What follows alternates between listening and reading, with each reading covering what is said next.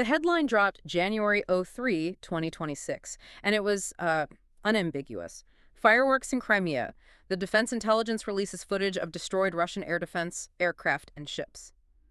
Subscribe to Defense Reports, your go-to source for timely, in-depth military and defense reports.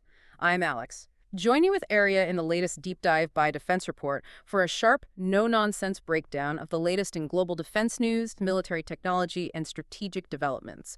And today, we are diving deep into how Ukraine systematically cracked Russia's supposed fortress in the Black Sea. Exactly. That footage, Alex, it's the tip of the iceberg.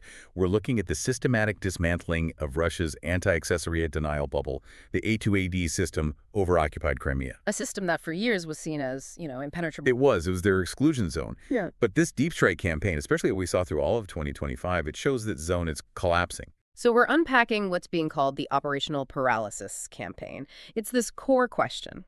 How did Ukraine, with, let's be honest, limited conventional power, use cheap, innovative tech to just break Russia's naval and air supremacy? It really is a blueprint for asymmetric success, and the audacity of it all.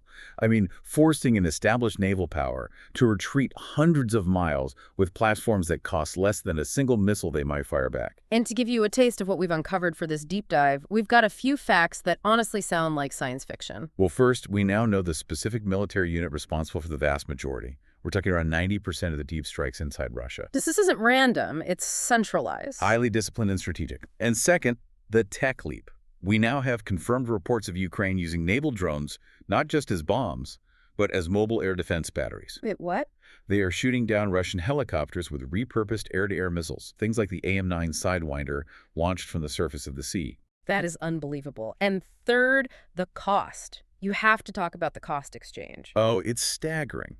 We've got clear documentation of multi-million-dollar Russian systems, like the S-400 radars, being destroyed over and over. And these are the eyes of the whole air defense network. You take those out. You turn out the lights, the entire air cover for the peninsula goes dark. And the scale of this. The commander of the lead strike unit said their operations expanded not tenfold, but dozens of times in 2025. This is why we're seeing these headlines now. Okay, so let's get into the architects of this campaign. A plan this precise needs a central brain, right? Who is executing this? The primary force is the 1st Separate Unmanned Systems Center. It used to be the 14th Regiment of Unmanned Aerial Systems. And they're the ones behind that 90% figure. That's what the sources are saying, yes. Yeah. But the success really comes down to the philosophy of its commander, who goes by the call sign Charlie. And his background is key here, isn't it? He's not just a drone pilot. It's not at all. He's an engineer and a special operations officer, a veteran of some of the most intense fighting, including the defense of Donetsk airport back in 2014. So he's seen the human cost firsthand. Exactly. And that seems to be his core motivation. He wanted to shift the most critical risks onto technology to save Ukrainian lives. Deep penetration missions that used to require sending in special forces Can now be done by a drone, a moral calculation driving innovation. That's a perfect way to put it. So this isn't just about hitting targets. Charlie insists on a clear strategic concept. Right, so it's not just, hey, there's a fuel depot, let's hit it. No, not at all. Every attack is aligned with a long-term goal. For instance, in early 2024, they hit strategic arsenals, which slowed down Russia's conventional fighting for months. Then, weeks later, a new wave hits air bases deep inside Russia. Time to coincide with their own offensive operations. Precisely. It causes maximum disorientation. And now this doctrine, it seems it's become core national policy. Yeah. The leadership shifts we saw in early 2026, with Budanov moving to the head of the presidential office, it suggests this is the way forward. Which brings us directly back to Crimea. That fireworks footage is what happens when that strategic concept meets a critical vulnerability. And that vulnerability is the S-400 Triumph system. It's supposed to be one of the world's most advanced air defense platforms, but it has this critical weakness against low RCS, low radar cross-section drones. That classic paradox, isn't it? The S-400 is designed to spot a super advanced stealth bomber at extreme range. Way up high, moving fast. Right. And a cheap, low-flying drone just looks like, clutter, a bit of noise on the screen. If it even sees it at all. And the DIU strategy is surgical. They're not always trying to destroy the big, hardened missile launchers. They go for the eyes. So the radars. Specifically the 92N2E and 91N6E radars. Yeah. You destroy those sensors, and the entire missile battery is blind. It doesn't matter how many missiles it has left. And the numbers from that strike on Belbek on December 18th, they're just mind-boggling. They are. In that one attack, they destroyed 2 Nebo SVU long-range radars. These are systems valued between $60 and $100 million each. Add in the S-400's own radar, a MiG-31 jet, a Panzer system. You're approaching $250 million in asset losses in one night from low-cost drones. And it's not just about destroying hardware, is it? There's a psychological element, too, with units like Ghosts. That operation in mid-December is a perfect example. They hit an An-26 transport plane on the taxiway. Right as it was starting its engines. Exactly. That's not random. It's time to ensure the aircraft is staffed and operational. You're not just destroying a plane. You're sending a message to every flight crew on that base that they aren't safe, even seconds before takeoff. And that forces Russia to react. It forces them into this constant dispersal strategy. They have to keep moving their planes, which creates a logistical nightmare. It strains maintenance, burns fuel, fatigues the airframes. The planes spend more time hiding than fighting. That's the goal. And none of this precision would work without the internal front. We have to mention them. The partisans on the ground? Groups like Atesh and Yellow Ribbon, they're providing the human intelligence, the human digi. They're the ones spotting Russian decoy equipment in Sevastopol, making sure a multi-thousand-dollar drone hits a real radar, not an inflatable dummy. That human tech integration is the real secret sauce here. Okay, let's pivot to the sea, because the retreat of the Black Sea Fleet has been maybe the most visible victory of this whole campaign. And it all comes down to the Magura V series of sea drones. The baseline V5 is just a masterpiece of lethality. It carries a 300-kilogram warhead, has a range of 800 kilometers, and costs about $273,000. And it's practically invisible, right? Sits only half a meter above the water. Which is why it was so devastating against large ships like the Ivanovets. But it started as a guided bomb, and now it's evolving into something completely new. The Magura V7. And its new role. We're seeing these platforms armed with modified air-to-air missiles, like the R-73 or the AM-9 Sidewinder.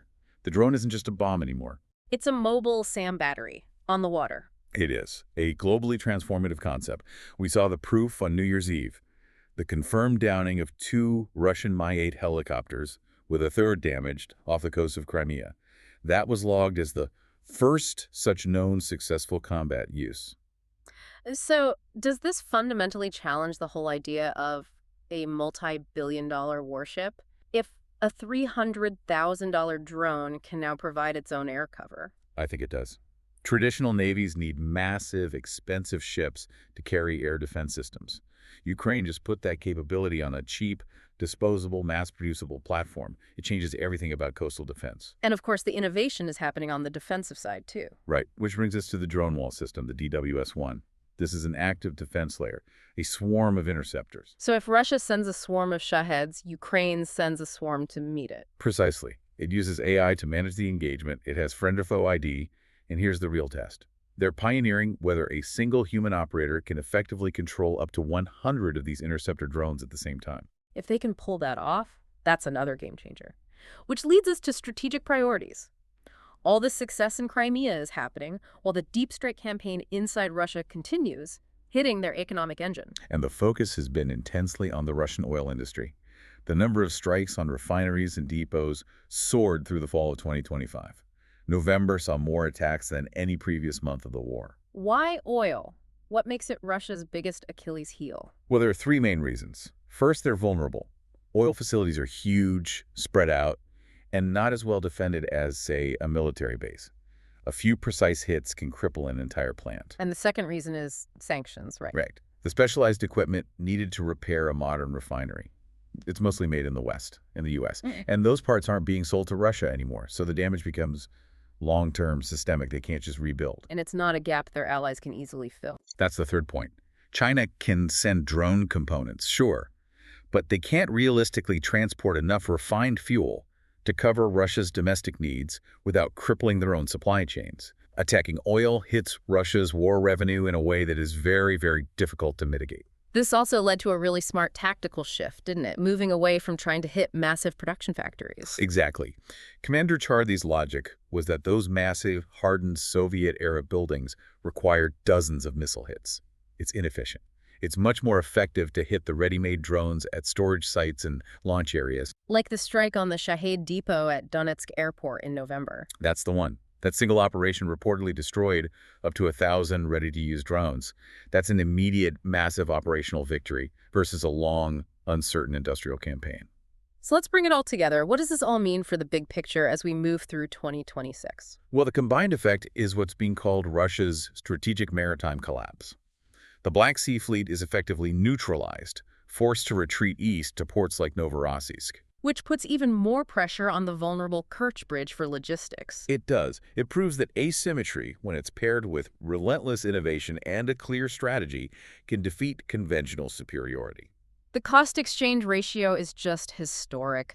A nation without a real navy has basically neutralized an entire fleet using disposable platforms. And it's not stopping. Commander Charlie's prediction.